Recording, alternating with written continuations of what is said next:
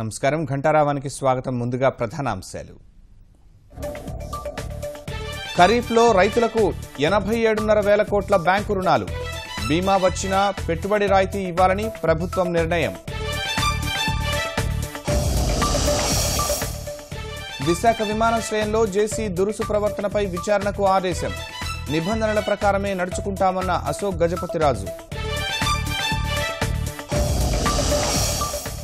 అత్యాచార యత్నం, అవమాన భారంతో శిరీష ఆత్మహత్య.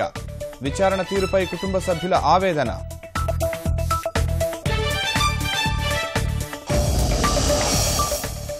రాష్ట్రపతి అభ్యర్థిపై ఏకాభిప్రాయ సాధనకు ముమ్మరమైన భాజపా చర్చలు. పేరు చెబితేనే మద్దతుపై ఆలోచిస్తామన్న వివిధ పార్టీలు. 1993 ముంబై పేలుళ్ల కేసులో టాడా ప్రత్యేక న్యాయస్థానం విచారణ. అబూ సలీం సహా 6 దోషులుగా నిర్ధారణ. అమల్లోకి వచ్చిన రోజువారీ ఇంధన ధరల మార్పు విధానం. తీవ్ర నష్టాలు వస్తాయని డీలర్ల ఆందోళన.